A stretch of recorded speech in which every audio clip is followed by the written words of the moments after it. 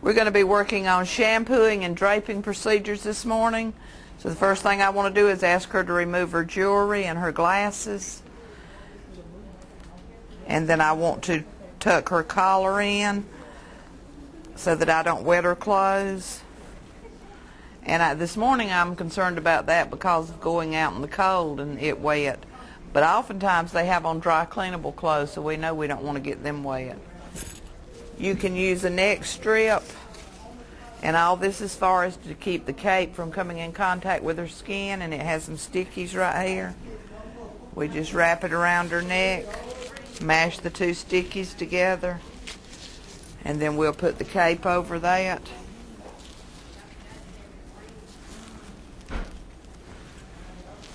And let the neck strip down over the cape. Since we're shampooing her this morning, I'm going to use a towel. And there's a couple of different ways we can do the towel technique. One of them is we can simply stick this towel in here, overlap it, pull the drape up over it. But now we can't use that towel once we do that because it's down underneath her cape. So what I want to do, I'm a little bit frugal when it comes to that. I'm not crazy about washing towels, and I'm certainly not crazy about paying somebody else to wash them. So what I'm going to do is take the top of this towel, and I'm going to put under her hair like that, and pull up on her hair, and then I'm going to come to the front and grab the two bottom corners and overlap them. And then I'm going to pull the cape up over it, and it's going to want to fall down because of the weight of her hair. But all I want to get is the bottom edge of that towel under the cape. Just something to protect her skin from this cape coming in contact with it.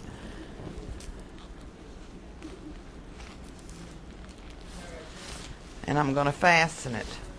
Then I'm going to pull this towel down so when I get through shampooing her, all I've got to do is lift her up and flip this towel over there and use it. And I won't be used but one towel for the service. And that can be the difference in 25 or 30 cents on each client. If you do 20 a day, how much money is that savings in just using one towel for shampoos? Another important part of shampooing is always making sure that we have brushed the hair. What all does brushing do?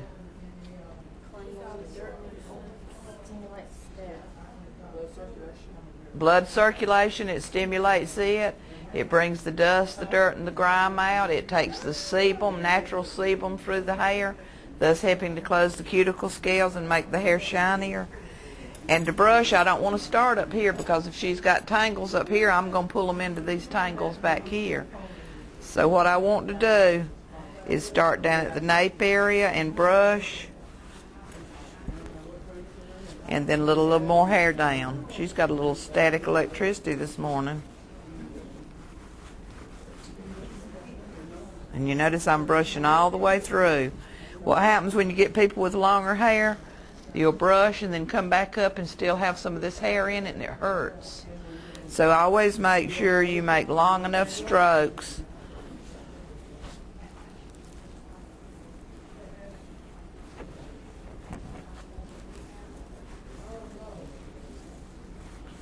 We want to brush all over. I'm going to come to the sides and brush.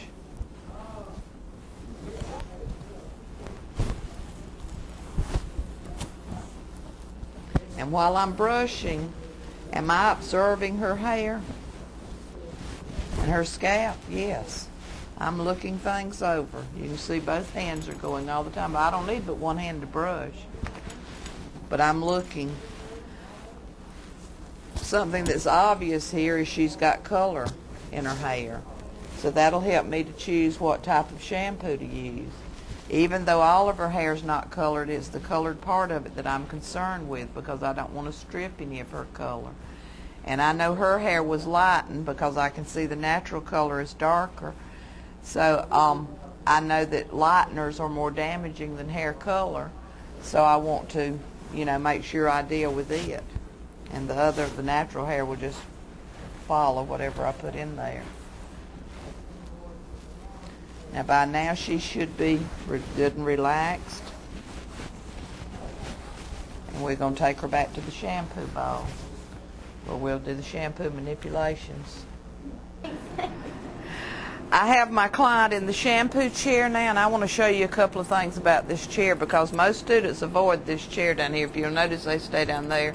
This is the best chair we have back here, and it is the easiest to use, and it avoids wetting the client the most.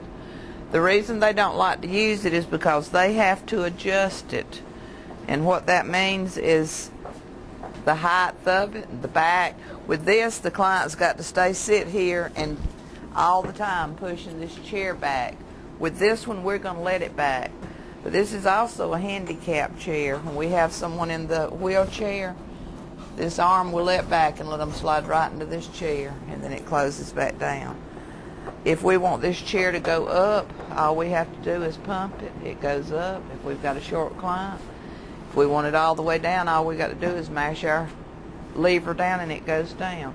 And if we're worried about it turning round and round with her doing that while we're shampooing her, all we've got to do is put our foot under the lever and pull it up, and she's not going anywhere because we control all of it. Now, I want to make sure that my drape is over the back of the chair. There's a good reason for that.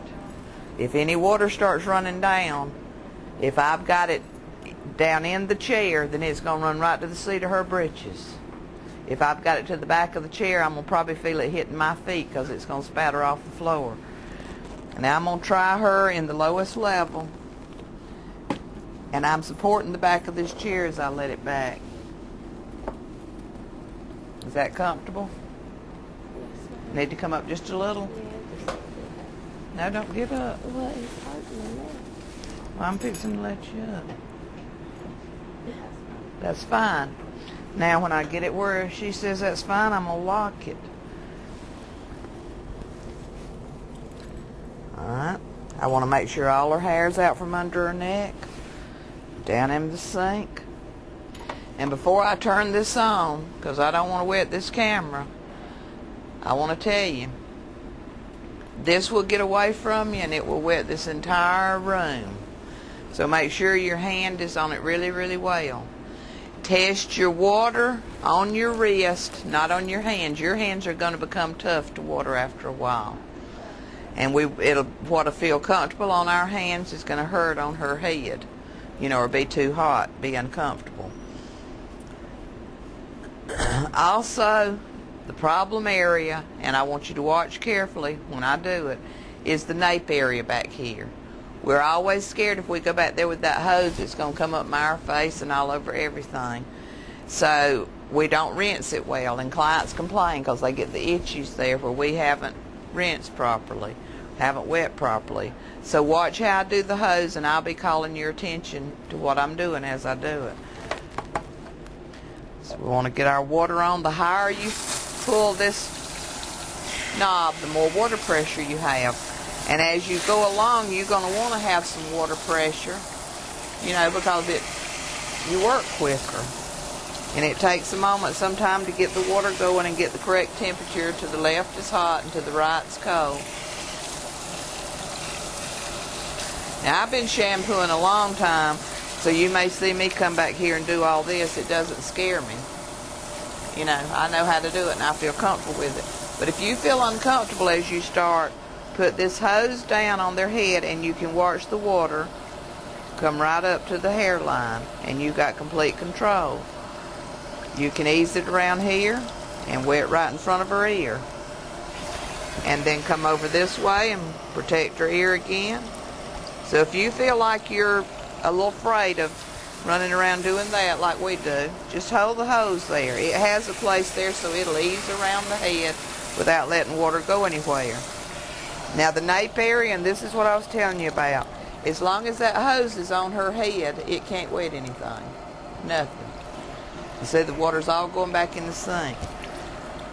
It's kind of aggravating when you got a client that wants to sit up for you.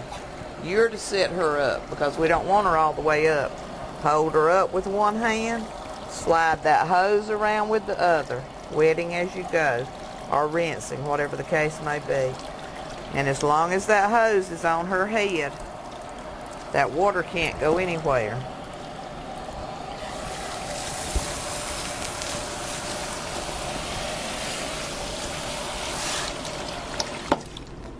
And I have seen students try to leave the water on so they didn't worry about the temperature again while they doing the shampooing. Turn your water off. What I'm going to do just for a little variety today, I'm going to put some Shimmer Lights conditioning shampoo on her. And I want you to look at it. See how purple it is? And what it's for is to brighten up lightened hair or gray hair that has turned dingy. And I asked her to just let us put it on there just to do something different. I also have some Color Care shampoo set out and some Color Care conditioner. But I'm going to rub this in my hand so it's not cold when it goes on her head. And I have seen so many hairdressers just take the bottle and squirt it on the head instead of putting it in their hands first. But it's much more comfortable to your client, you know, if you warm it up a little bit. And remember, this is all about the client. It's got nothing to do with you until payday.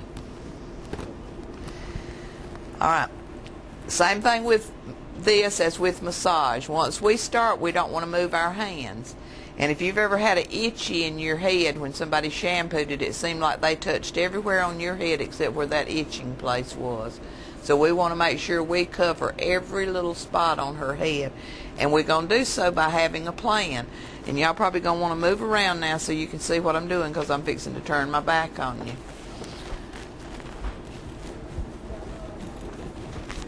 When I start shampooing, notice my thumbs are on her hairline because we get makeup mitt. And you notice my fingers are going in and out each other. I move down. Again, getting the hairline. Then I move a little further back. I move down a little bit, a little further to the back. And I'm trying to watch her face while I'm doing this because I use pretty firm pressure and some people accuse me of being a little rough. Now I went to the Nape area. I'm going to go to the Nape area and then I move up a little bit. And I'm holding her head with my left hand, moving up each time. I lay her back down and start the procedures again. Because her head was nasty this morning.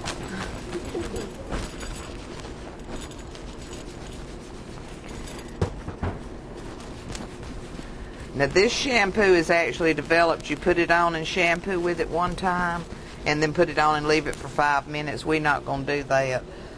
But that's how you use the Shimmer Lights or the brightening shampoo.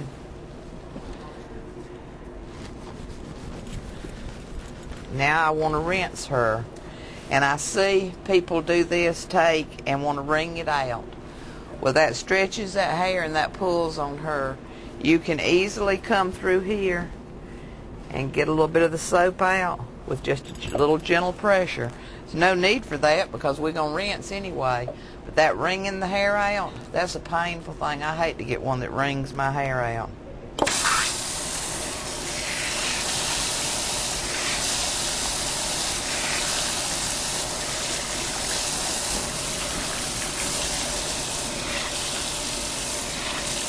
And you notice I rinse all my tools and all because if I'm handling that and handling her hair and it's got soap in it, that soap's going right back in her hair.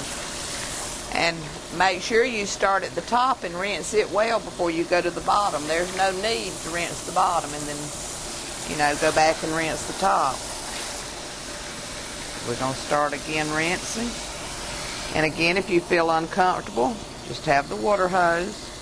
Come up there and you can see it actually removing the shampoo. And you can ease it around to the side.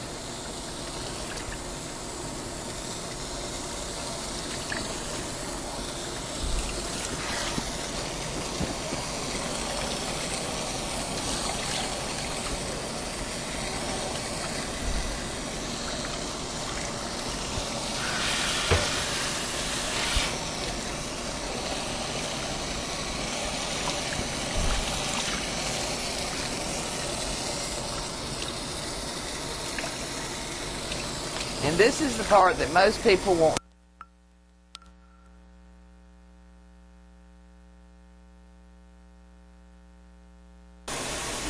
This is the part that most people want to rush, but is it vitally important that we rinse real well? Vitally important, because whatever we leave in there attracts more dirt, even though we've cleaned the hair. Alright, so we've rinsed the top and the sides really well. We've been letting it go through the crown, so now we want to go to the nape area.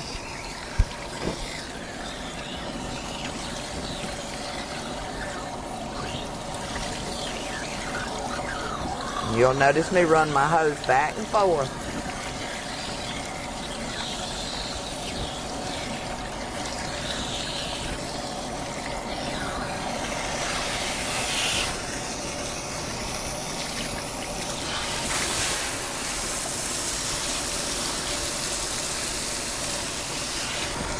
I see a little hair there that I want to make sure I get.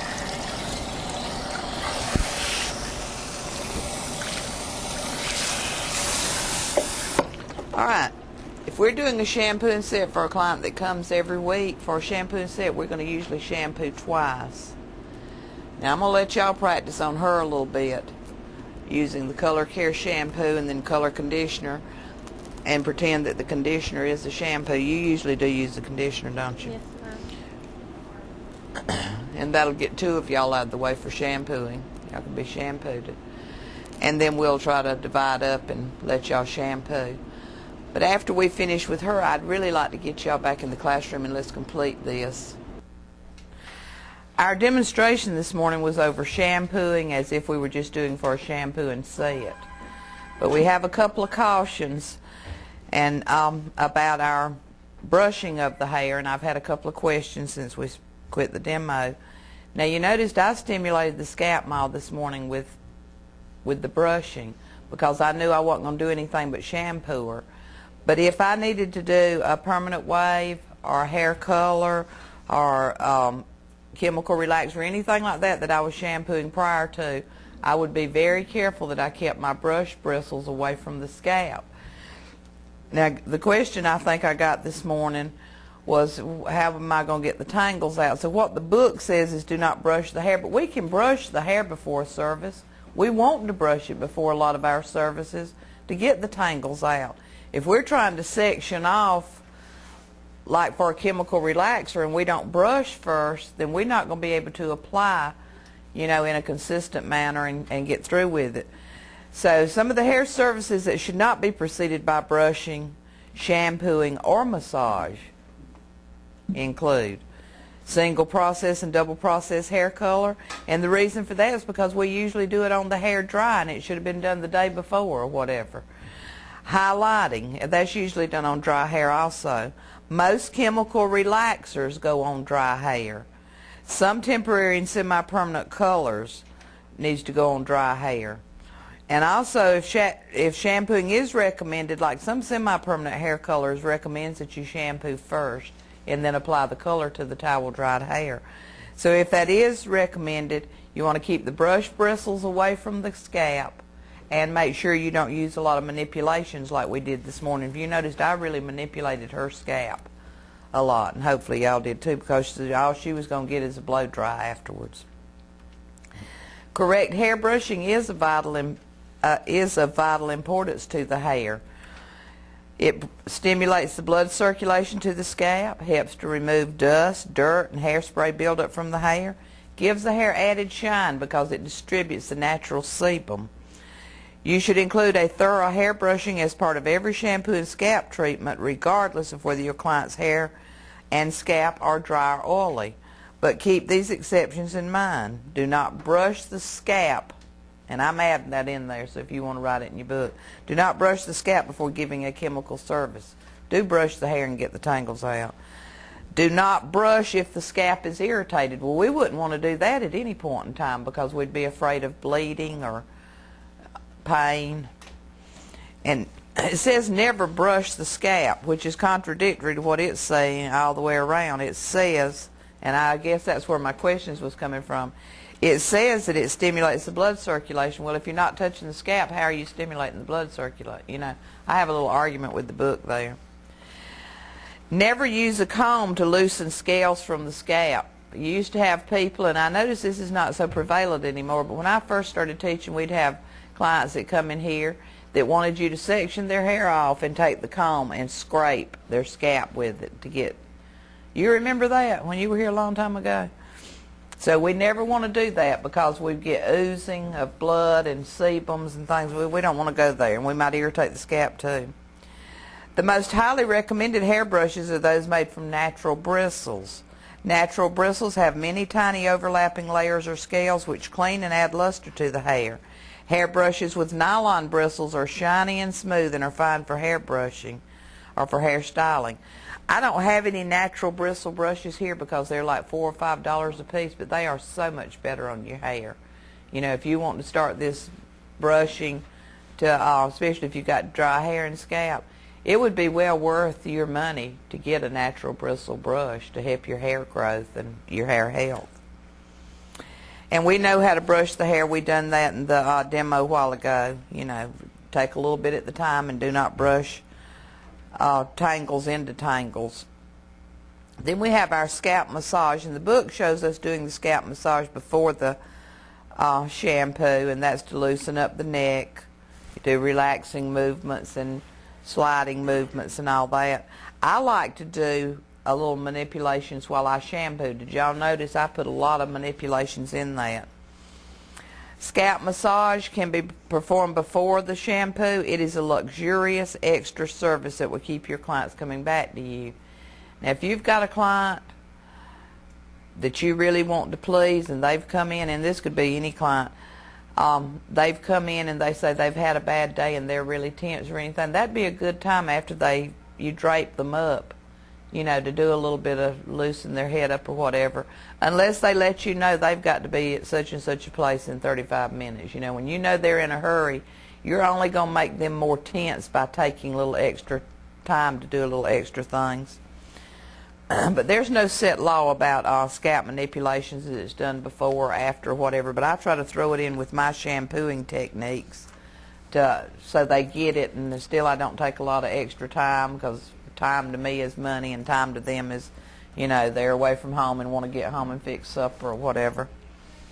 The shampooing procedure itself, and we went through that, and a couple of y'all have tried it. Did you notice how I stood through the shampoo? You didn't see me doing none of this, because I have stood there all day long and done that, and I know what the downfalls are. Been there, done that, didn't like the results at the end of the day.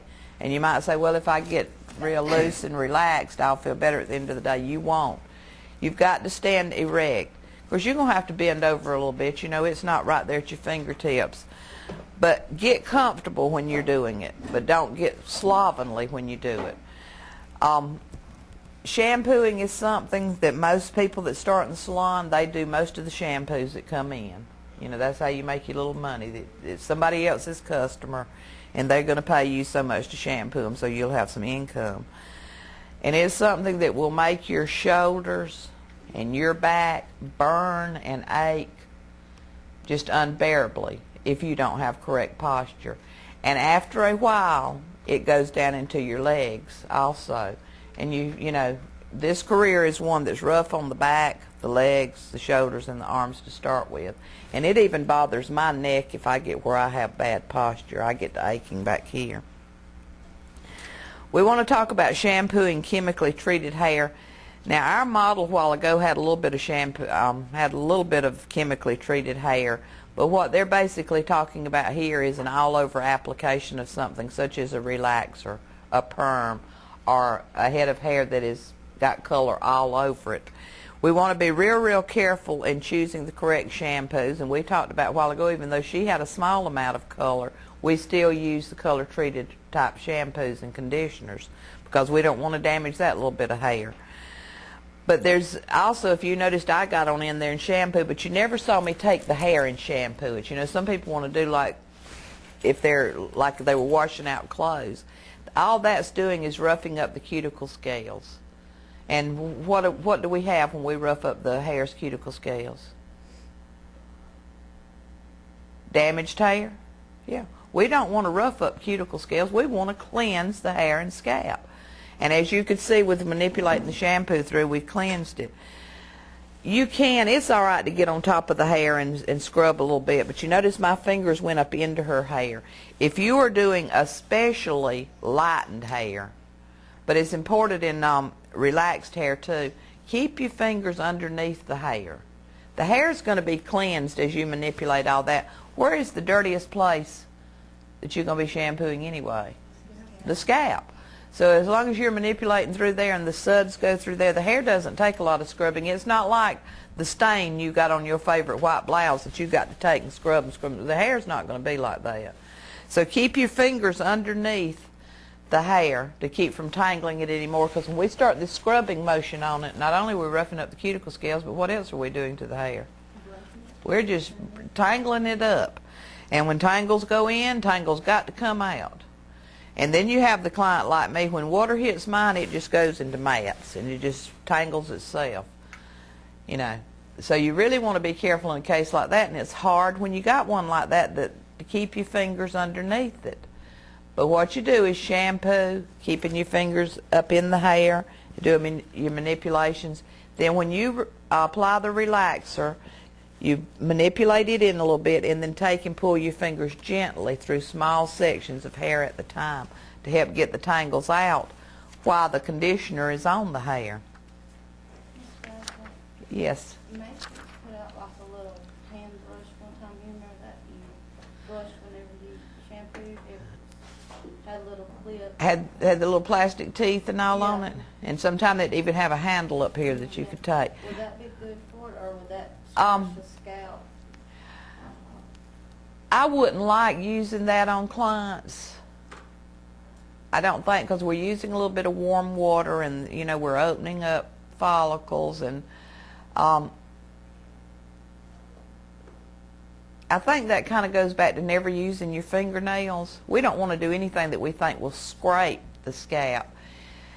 And you will realize, and we could call our model out here and talk to her, but after you begin to get practice in shampooing, the balls of your fingers are going to get really strong, and you can really feel manipulated. If y'all could have been in her seat this morning, you can really cleanse that scalp good with the balls of your fingers. And that's why you don't ever use the points of your fingers either, even if your nails are short, because of taking a chance on scraping it. So I think that would probably go back to the taking the comb and scraping the scales off. I don't think I'd like that a whole lot. But you could use it to get the tangles out at the end. Oh, sure. And a lot of clients that's hair doesn't tangle real bad will use a good conditioning shampoo and have you get a wide tooth comb and get the tangles out so they don't have to use a conditioner. To some people, conditioners limp their hair out so it won't hold any type of style. So you want to avoid that too. Yes, that's perfectly all right. And like if we're doing a lightening service on a client and we've pulled, you know, a frosting, I should say, and we've pulled the hair through the cap and we've processed it and all that, we're ready to take the cap off, we put shampoo on there so the cap will slide right over that hair without it roughing it up at all. So my hair knots real bad when I get out of especially when it's pulled through the cap. Sometimes I have to brush it through to get the cap. Oh yeah, I thought you was talking about brushing the scalp.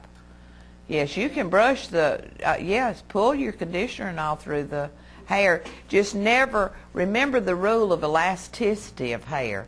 If you keep that rule in mind all the time, then you're going to realize, you know, you don't want to be stretching it a lot. But if you can take and pull the tangles out easily without way out here, sure, there's nothing wrong with that.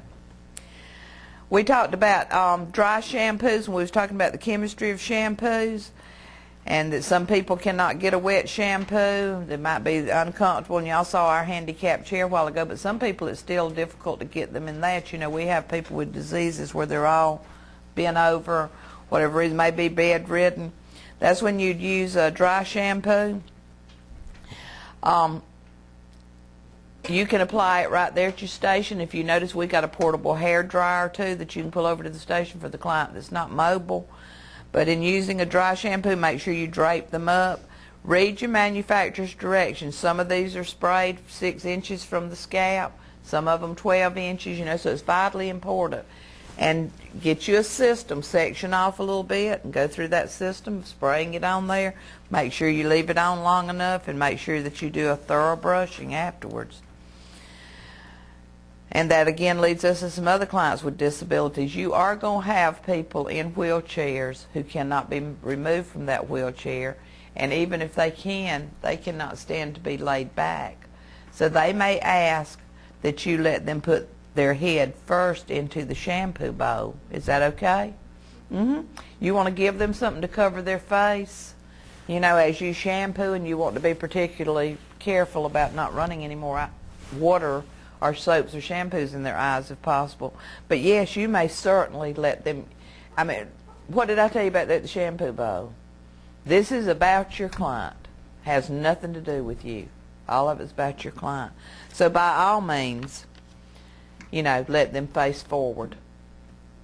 All right, do we have questions? Are we ready to shampoo? We're ready to get shampooed too, aren't we?